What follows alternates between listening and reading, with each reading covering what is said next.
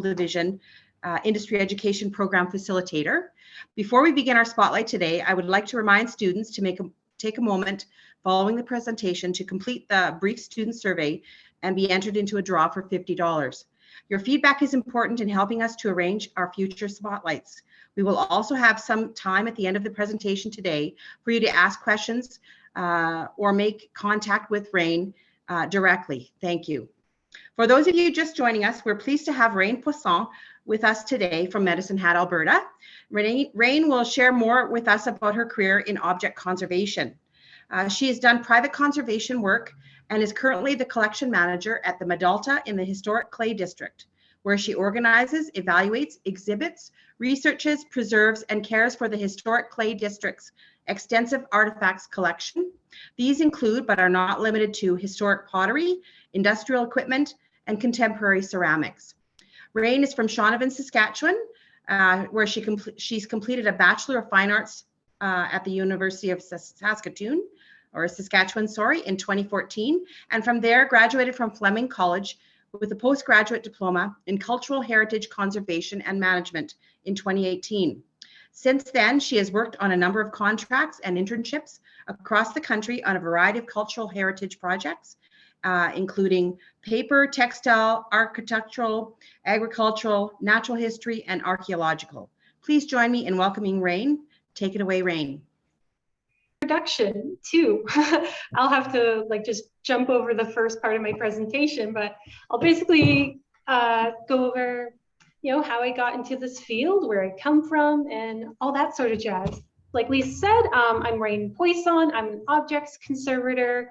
I'm from Shaunavon, Saskatchewan, grew up on a farm there, and I've been able to go all across the country with this career and eventually just end back up in the prairies because I'm a prairie girl at heart. And it might take a second for the PowerPoint to actually go to the next slide, just because it feels like being difficult when I screen share. There we go. So I started this new position as a collection manager at Medalta in the Historic Clay District here in Medicine Hat.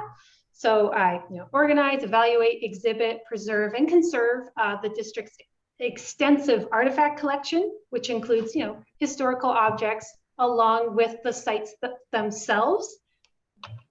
Some of the things include the building itself, the beehive kilns that we have. And many of you have probably seen the crocks I have pictured on the right here.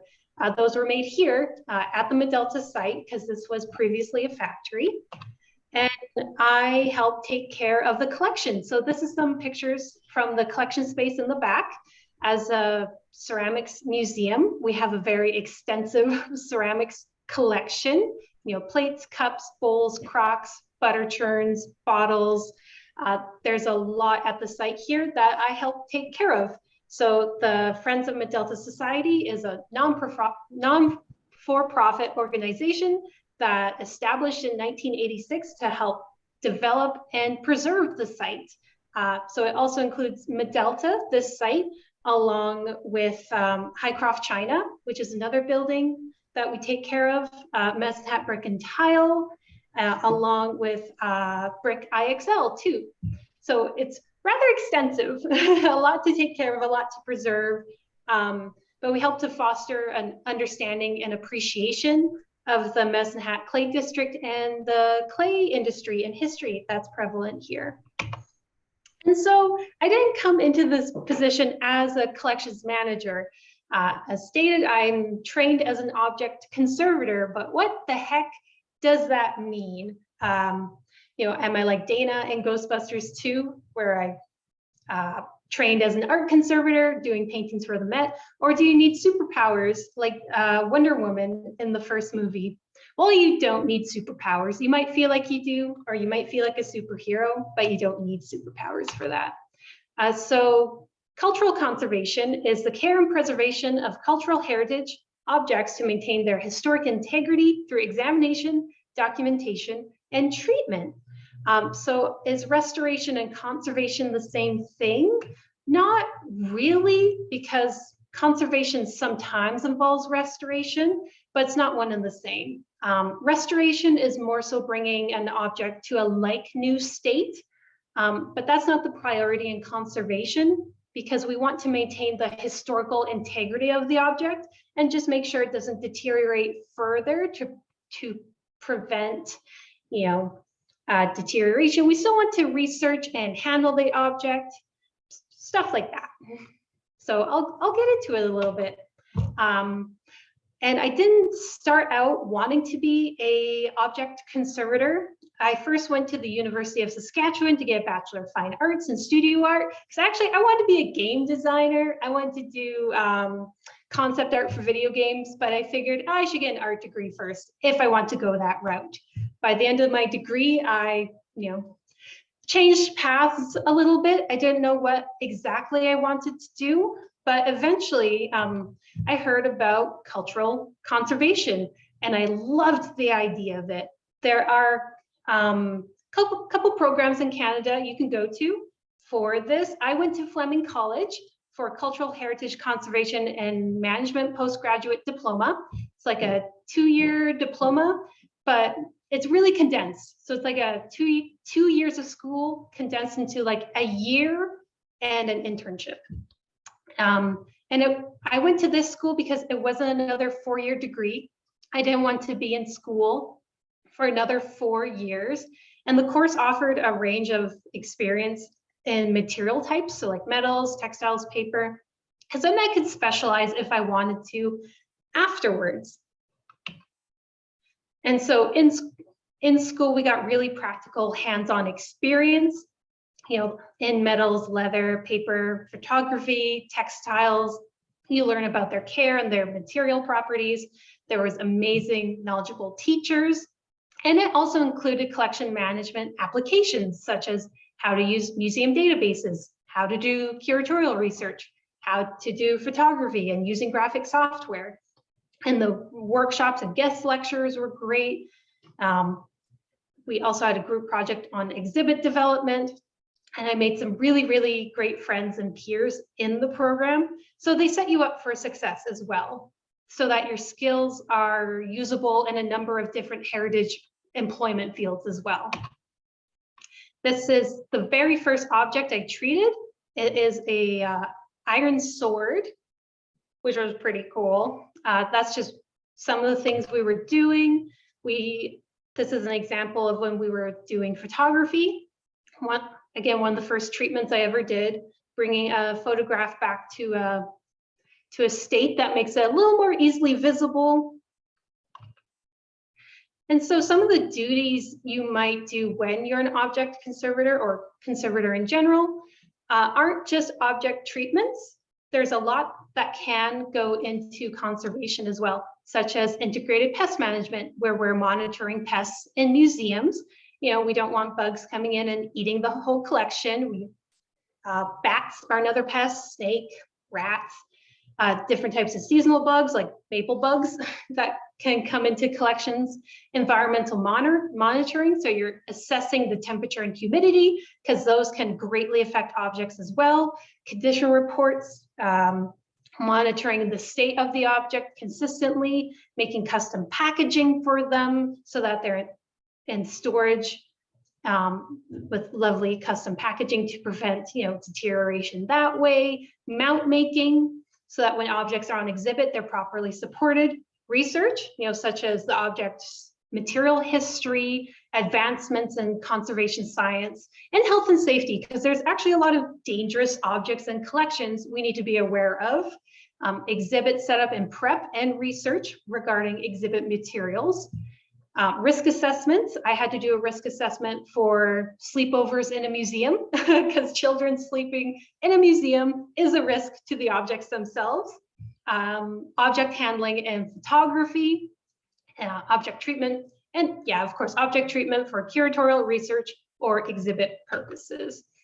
So this is an example of me doing some IPM, integrated pest management. There was a really severe clothing moth infestation at a historic site, in a historic house. They infested the wool that the interpreters used, and they were everywhere. And Thankfully, we were able to mitigate it. We got rid of the casings in the wool and any of the pests that still live there, because they could be very detrimental to a historic collection. Because especially, back in the day, there's lots of wool and cotton, and bugs like to eat that stuff. Another example of pest management, these objects were stored outside under a shed, and they're just getting pooped on by pigeons. So that's an unexpected example of pest mitigation. Then I had to look into how to mitigate that, prevent pigeons from roosting in there. This is an example of condition reporting. This is condition reporting a space exhibit that came to one of the museums I was working at. You just go over the object's current state, make sure there's no damage when it was shipped there. You do the same thing when you return the object to make sure that if there is any damage, it's noted and taken care of. This is an example of some mount making I did at the Western Development Museum when I did my internship there, learning how to use archival materials to make a support mount that could hold a heavy saddle and keep the related saddle tack with it all together as well. That was fun. I got to learn how to use cool materials and how to use archival materials cheaply as well, because those can get rather expensive. This is some exhibit setup at the Canadian Museum of Nature. Those are my supervisors on the right, and they're trying to figure out how to make a closing in the opening of that machine there. Because one of the risk assessments we noticed was that people can just throw garbage in there really easily. So they figured out how to put an insert in it so that you can't see it, but no one can throw garbage in it. So things like that, are part of exhibit prep. And also with the exhibit, we were using archival materials for mount making, putting cases on things, because another part of risk assessment and preservation of objects is making sure things don't get damaged just by the public too. The book previously pictured here on the left was an object I treated for this exhibit as well. And I had to do that before it went into the exhibit case to make sure none of the plant specimens on the inside fell out or got further damaged at all. And it's funny that I did all of the plant specimens on the inside, but it's exhibited closed, so you can't even see it. But I'm still very proud of what I did too. And I got to learn the appropriate materials to mount it as well, because you don't want acidic materials deteriorating your objects. So that's something we learn about in conservation, what materials are appropriate, what aren't. It's all very fascinating. Here's another part of my duties. On the left is a desalination treatment of an archaeological metal pieces. So the desalination treatment is essentially removing the salt from the objects to prevent them from rusting further.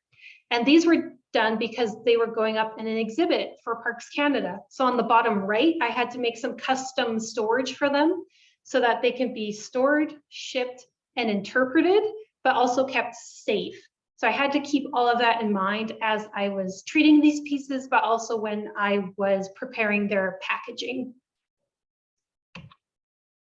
And so some of the spaces you'll work in when you're a conservator is maybe a conservation lab in a facility or a museum, temporary workspaces, because sometimes there's just a quick project you have to work on and you get put at a table in a little room in a corner, or your home if you do private work as well. I myself do private work still, and that's my kitchen table on the right. I worked on a map recently for a client. It didn't require any intensive treatment, so it was totally fine to do on the table.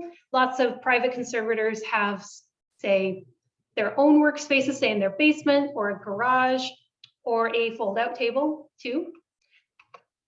This was for a private company in Toronto that I worked for a little bit.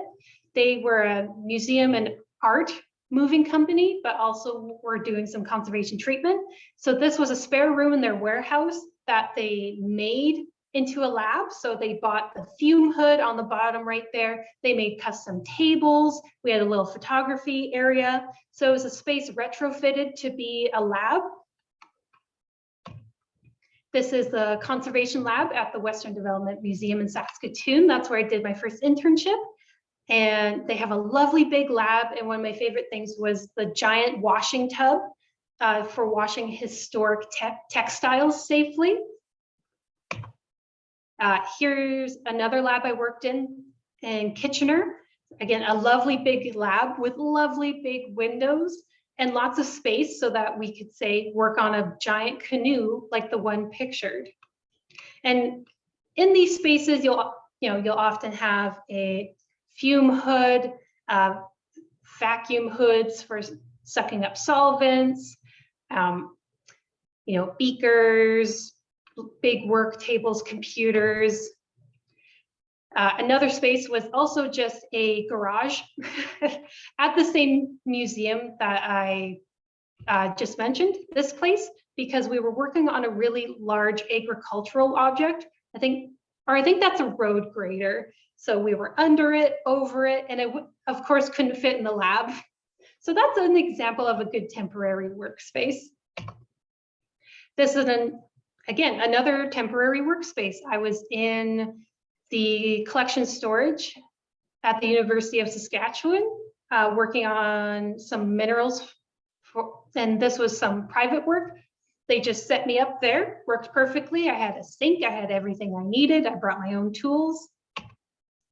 And then this was a museum in BC where I was working in an airplane hangar that was being used to store artifacts too. So you'll end up in a lot of places.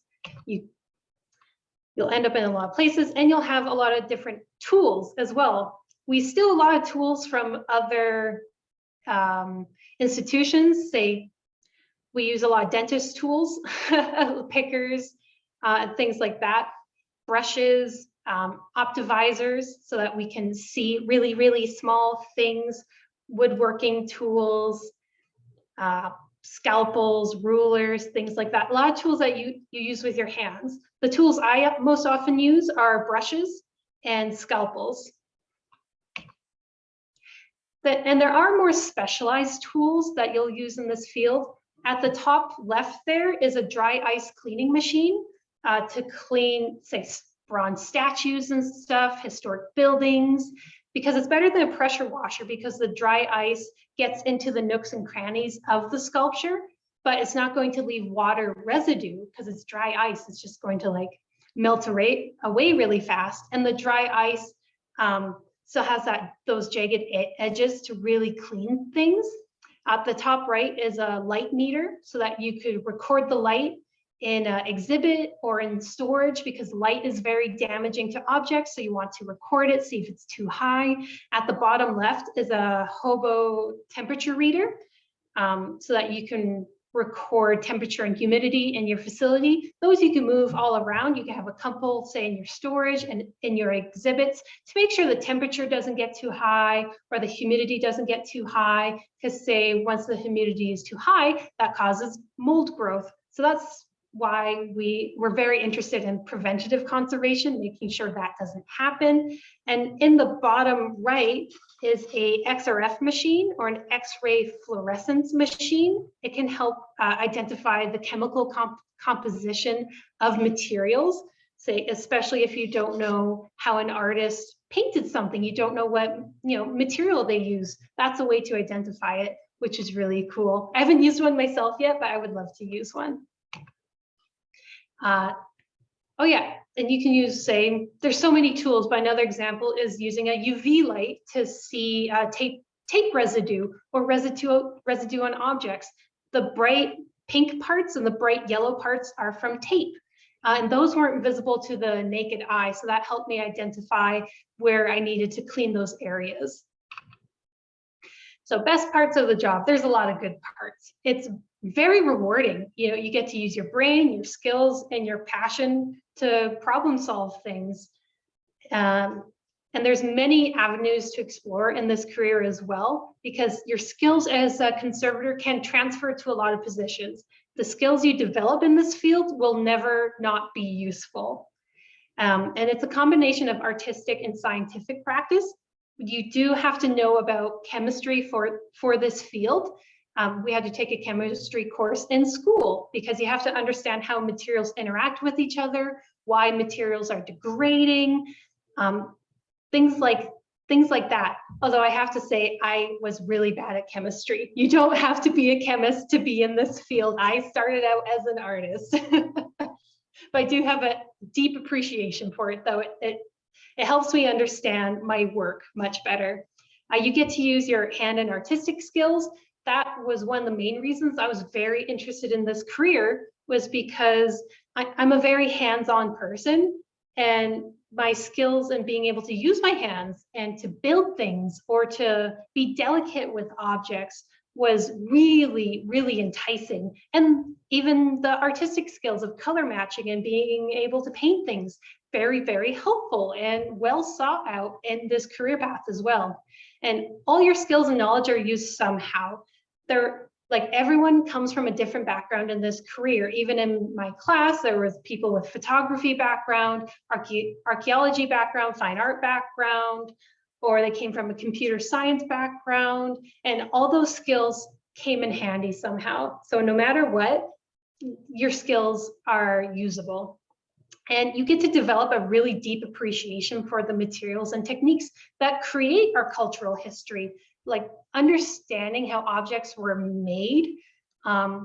It's just, it's really cool. And to see the imprint of the person or people who use that object is also like a really personal way of seeing things too. And you know, develop a deep understanding of material interactions, which I use in my day-to-day life a lot too. And so I get to interact with a bunch of cool objects, especially things that don't often get seen or handled by the public, or that were used by really influential people. And I get to bring these objects to a state that make them still usable for curatorial research or for exhibit research, or just to help preserve that item for long term is really cool.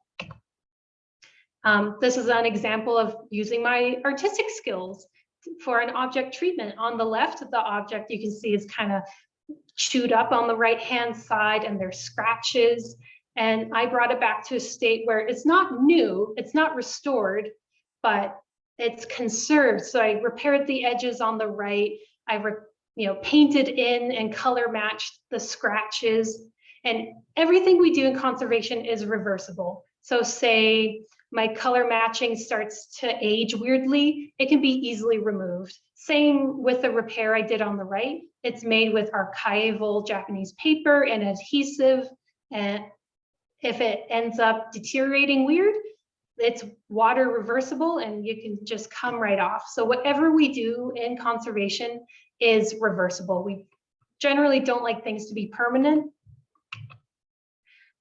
Another good example of being able to interact with pieces most people don't. This is an 1800s Brown Bess musket that I did a wax repair on. And so I had to do a color match on the wax. And it's a good enough. It was going in an exhibit, and it had to be generally non-noticeable by the general public from a couple feet away too. So you can see it when it's really up close, but if you don't know it's there, you wouldn't see it. And I did a wax repair because, the musket is wood. It's going to react to the environment. It's going to expand and contract. And with the wax, it's not permanent. So it's in there to hide it. But say if the wood expands, the wax will just fall out, which is fine. Say if I put a really hard glue in there and I wanted to try and repair it, when the wood expands and contracts, the glue would prevent that and potentially cause more damage too. Just an interesting tidbit on material interactions. This is back to the mineral, all those minerals I was working on for the U of S. This is an example of bad materials to use. They were put in an exhibit with caulking and Velcro on the backs of them and just stuck to a wall. But that was 30 years ago. And so they started falling, the adhesive started to fail. And so I had to remove all that, bad caulking on the back and repair some of the pieces that broke. And again, I got to interact with cool minerals. I like rocks, I like shiny things. And this is the exhibit on the left when I took it down. All the nasty yellow stuff is the really old adhesive, which we were able to cover up. And then on the right, we changed the display so that the pieces were on glass. They weren't gonna fall, and I had some lovely volunteers to help me with that. Another example of learning about object interactions. So this was a saddle at the Western Development Museum. The green corrosion on the left is from the brass equipment interacting with the leather, and say any oils put on the leather made it that like green corrosion really thick and goopy. So I was able to remove it and tidy it back up and put a wax on the brass to hopefully prevent that in the future. But again, that wax is easily removable if it just makes it worse or causes some other interaction we weren't aware of. And like with this career, I get really satisfying before and after treatments.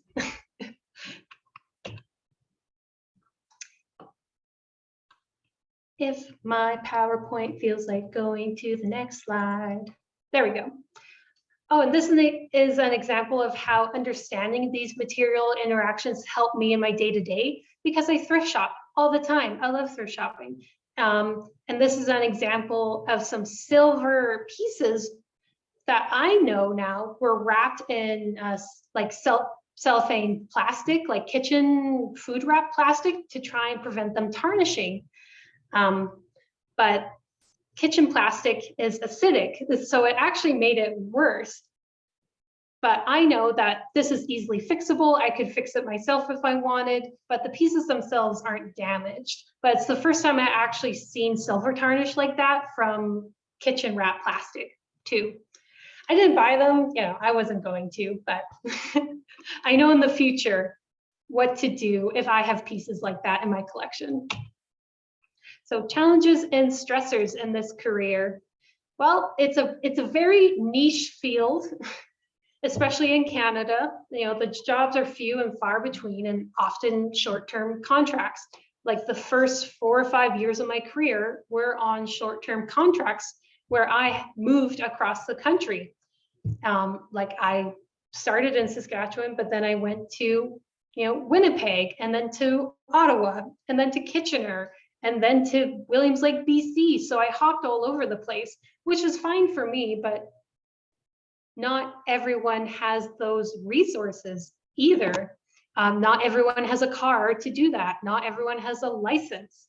And in between those jobs, like I didn't get one job and immediately start another job. Like sometimes I was jobless for a couple months in between, and luckily I could go back home, but not everyone has that either. Some people have partners and kids, things like that. There is also heavy competition in this field. Graduates are always being pumped out from these programs, and because there's not a lot of jobs, there's a lot of competition for them too. There are financial barriers to entering this field, say, especially because you have to hop around for jobs sometimes, or you might need a car and you need family support. Not everyone comes from that background. And because of that, it creates a lack of diversity in this field. And sometimes the salary isn't reflective of your education and experience.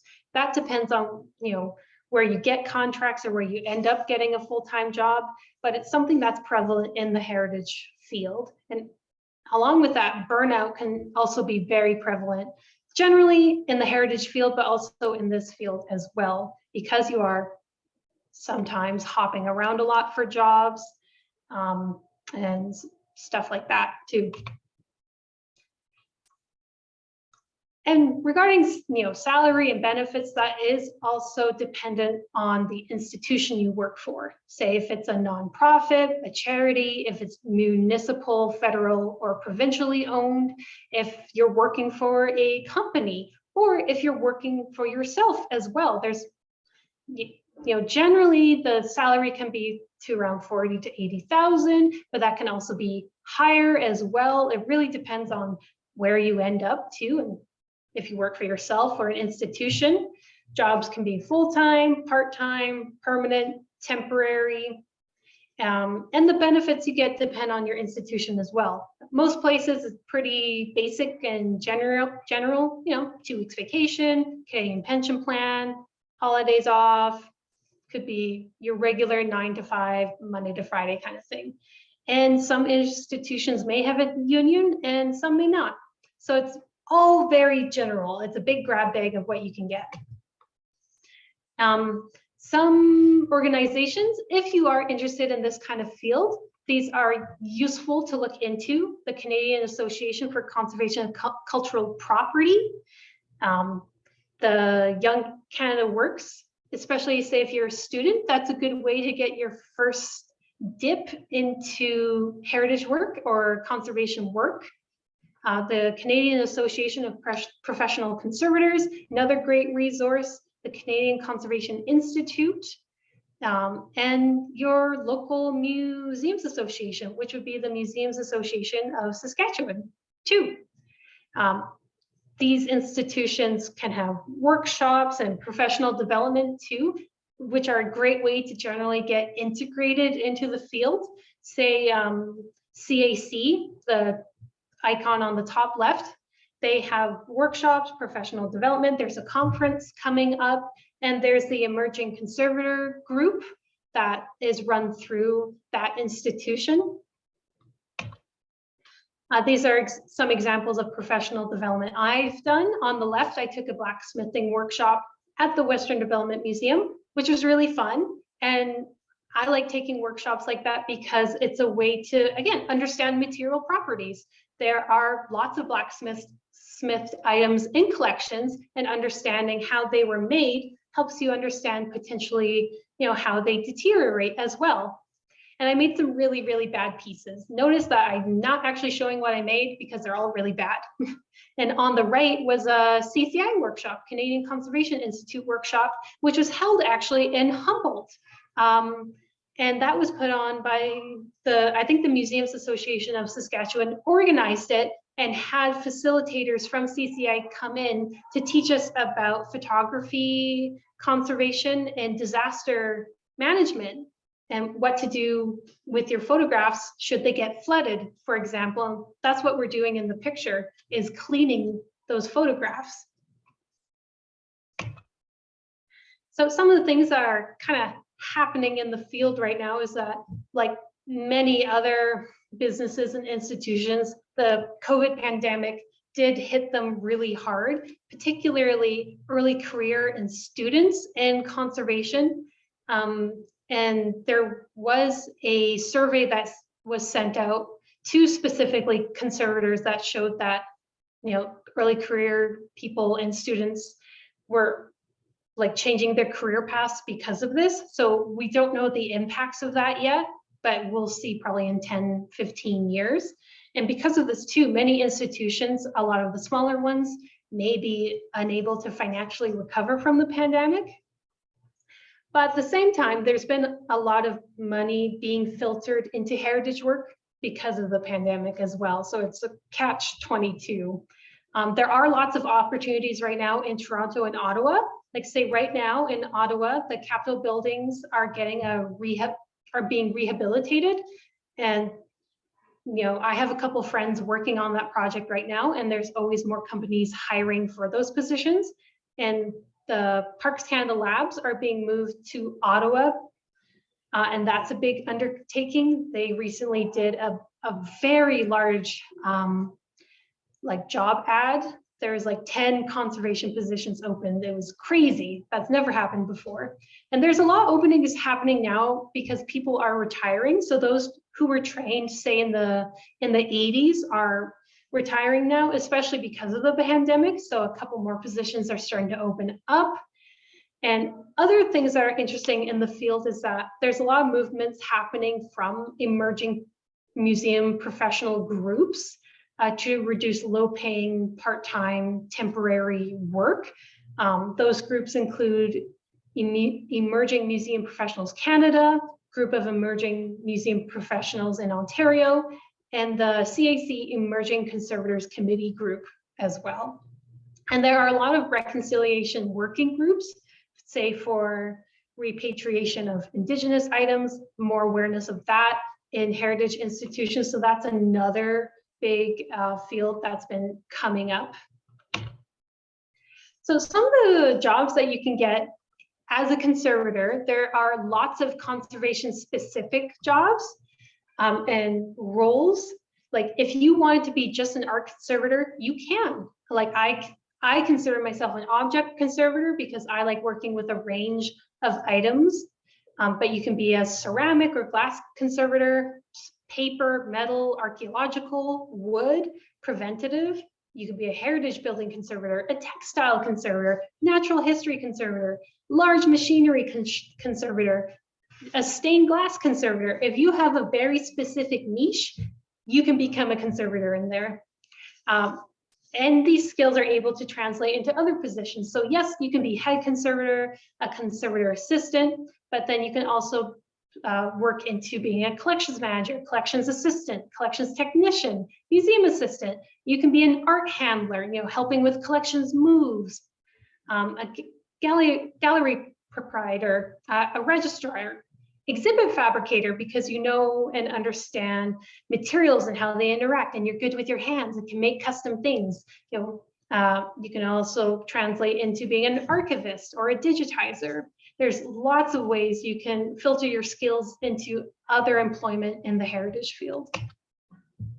And I guess for final notes, a great way to get into the field is to just start to volunteer. When I heard about this career path but wasn't sure how to start, or even if I liked it, I started volunteering at the Western Development Museum in the conservation lab, which was great because then it helped solidify, like, yes, I do actually really like this. I would like to pursue this.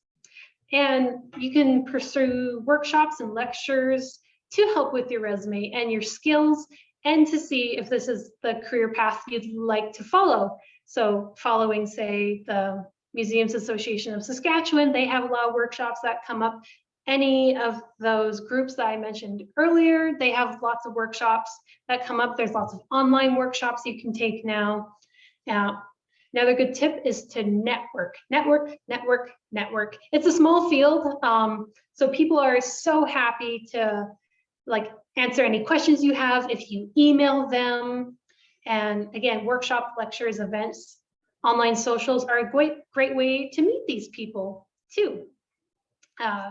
You can also do a mentorship. So the CAC has a mentorship program that even pre-program students, or students in high school or just getting into university, are more than welcome to join. That's who it's made for, so that you are paired up with someone experienced in the field who can help you and guide you in this career.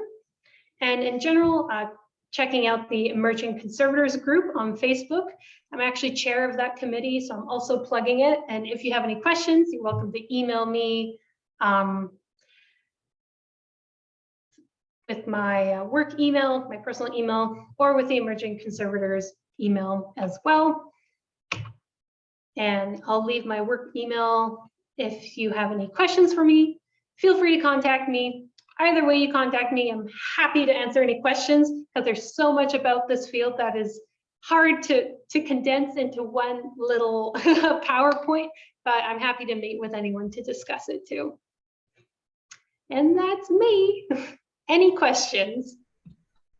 Wow, thank you very much, Raene.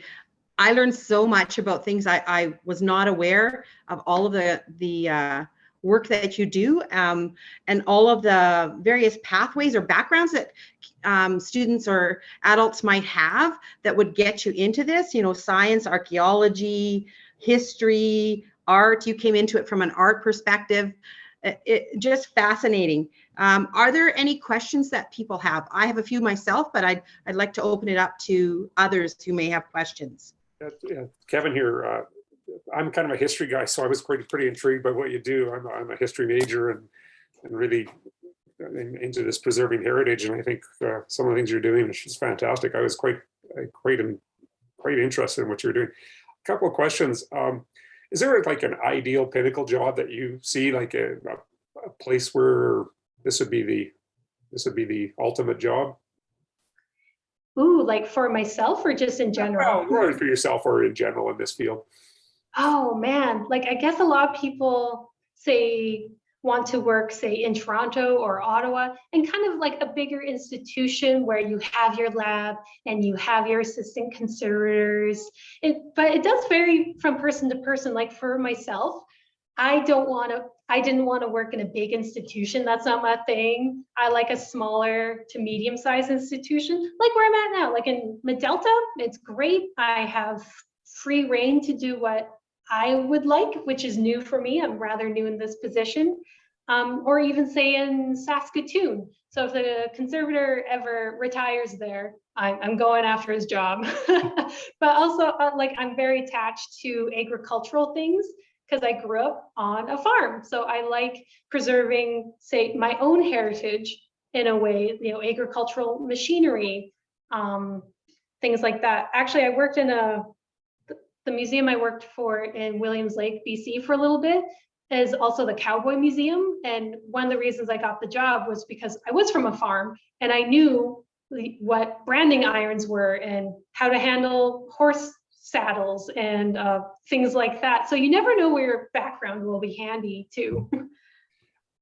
That's good. Yeah, I've been to Europe a number of times, and it intrigues me how they in Europe seem to preserve their heritage, and they have so much more to see historically, obviously, than we do.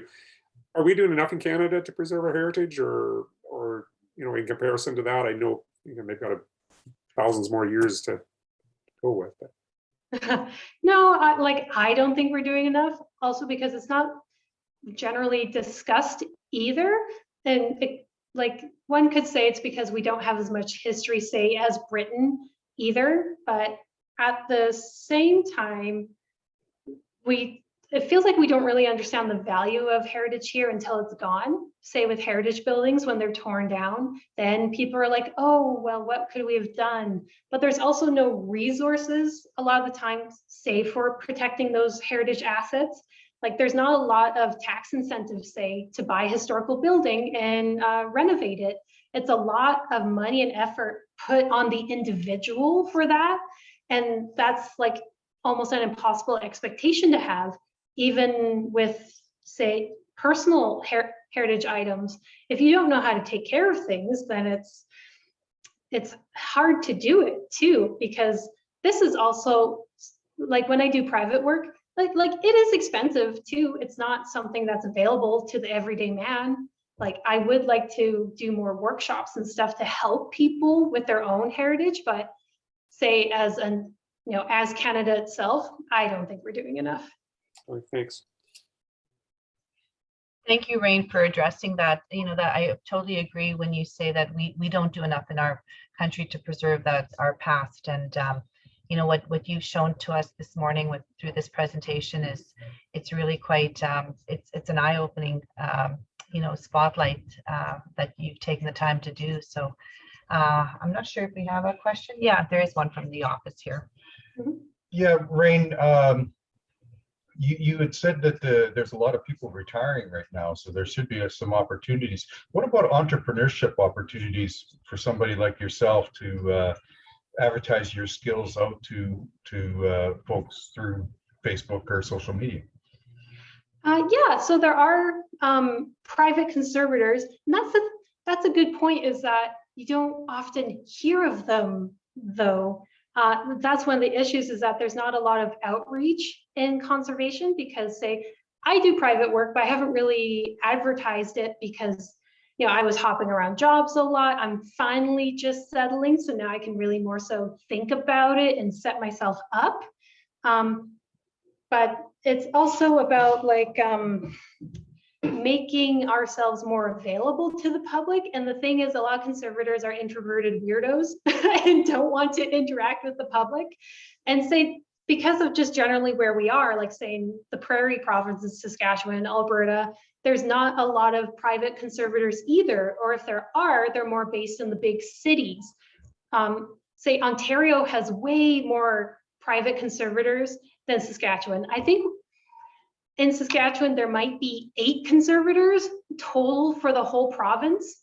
And most of them are in institutions like the Western Development Museum, the Mackenzie Art Gallery, or the Royal Alberta Museum. There might be 1 private conservator in Saskatoon, but I haven't met her. So we're few and far between is one issue for our provinces.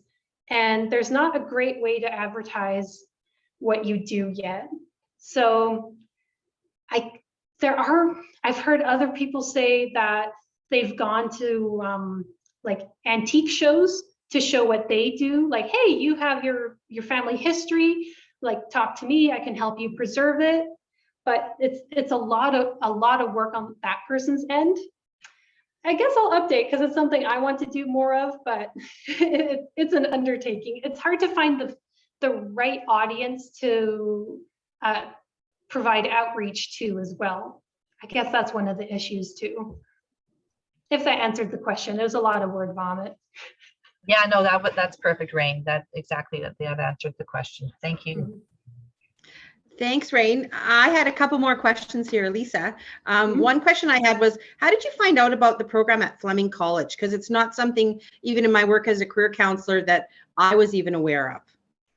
Oh, yeah, how did I find out? So after university, I was kind of like, oh, what am I going to do now? Because I wanted to work in heritage and maybe museums, but I didn't know what, because I've never heard of conservation. And I think I talked to one of the workers at the Shaunavon Museum, where I did student work there before, and she said, you know, you can just work with the objects. You don't have to work with the public or be an interpreter or curator. And it blew my mind. So I think I just Googled it. I just straight up Googled it and found the Fleming program, but also there's a program in Kingston at Queen's, which is a 4-year master's program. And I just researched and compared the two to see what I wanted for myself. And also I started Googling other people who went to Fleming. Like I would go to museums and find the staff and creep the staff on LinkedIn and see where they went to school too. And then I was able to realize that, oh, there's a lot more Fleming grads than I thought. And I was able to see Queen's graduates too. So yeah, that's kind of how I found out. So it's completely by accident. And that's generally how a lot of people find out about conservation and the programs, is they stumbled into it. So that's why I'm also doing this, because if I had this when I was in high school, like I probably would have done differently with where I went to school or how I prepared myself too. Yeah, that's interesting to hear you say that. My next question was what kind of leads into what you were just saying, because I personally didn't understand the difference between a curator and an object conservator. And you kind of spoke about that. I think becoming a curator is something that more people are aware of, and they're not aware that it's 2 different jobs. Yeah, and well, like it was never catered or mentioned. When you think of museum work, you only think of a curator, and they're the ones who do the research, say on exhibits, or say an art curator who exhibits and researches a artist show, stuff like that. And I didn't want to do that because, say, you know, coming from the arts background and having to set up my own shows and stuff, it was like, wow, I don't want to deal with artists. We're a flaky, weird bunch. And I don't want to be the person organizing this kind of stuff, but I still like being in this kind of environment though. And so there are a lot of advocacy groups, say within the institutions I mentioned, like CAC. But it's also, there's not a lot of us here, particularly in Canada. And it's advocacy for the field and showing people how to get into the field is one of the undertakings that are happening right now. There's no easy way to solve it, but say individuals doing stuff like this or talking to school boards and even just doing more public presentations really helps. That's one way we're trying to get more awareness about the field is, you know, sharing things that we do online, like on Facebook or with blogs and stuff like that. Awesome. Thanks again, Raene. We really, really appreciate your willingness to share your exciting career with us and the path that you took to get there, the possibilities that students have in the future based on the variety of backgrounds that they have. We appreciate your willingness to be open for people to contact you directly if they're considering this career. And we'll have this shared on YouTube so that other students can watch it who weren't participating today. Thanks again. Yeah, thank you. This was